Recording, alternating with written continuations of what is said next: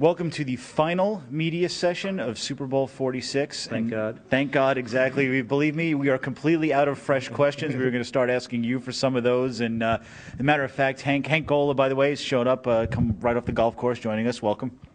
Pebble Beach next week. I've got that in mind. But let's talk some football for now. Well, before we get to football, one of the big stories today was OCU Minora, who did not show at the last media session, got fined $20,000. I offered to pay his fine if they could let me skip today. But, Hank, big deal, not a big deal? What do you think? Never a big deal. It happens every year. So what's $20,000 to OC?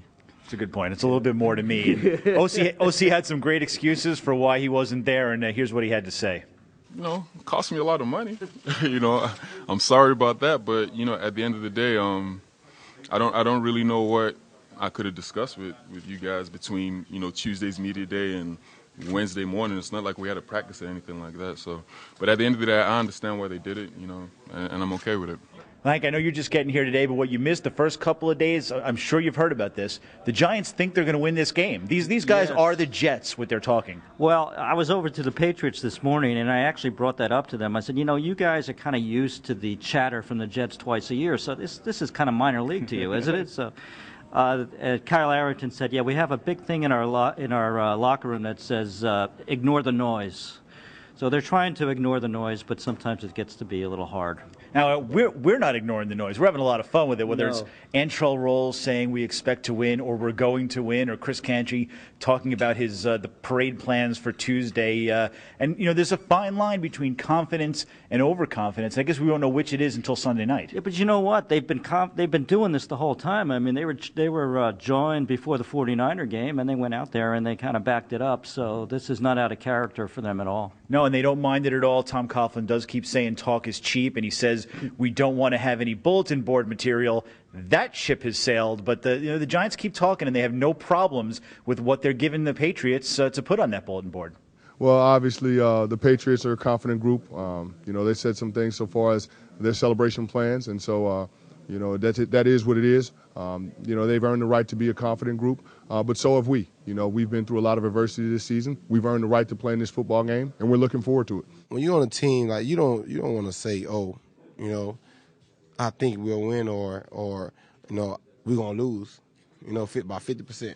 When you're on a team, they have great players on there and they're talented. That you bound to say your team gonna win. Well, thankfully, the media sessions are just about over. We won't see the players again until game day. We'll see the coaches on Friday. But there is an actual game on the horizon. We see the light at the end of the tunnel. And, Hank, when you look at this game, what's the one big key that you see?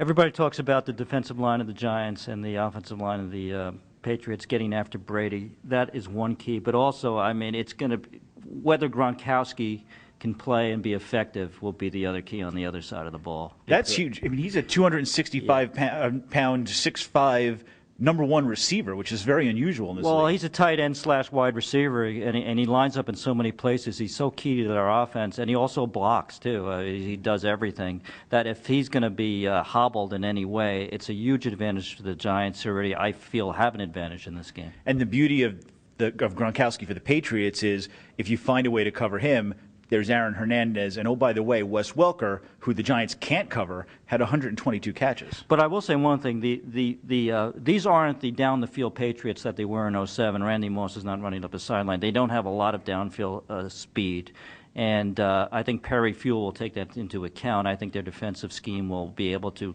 cover the underneath routes a little better. Well, there you have it. We have 3 more days of this to talk about it. We've got a lot more videos coming up as well. No more player media sessions, but we'll have the coaches on Friday. So stay tuned for that, and thanks for watching, everybody.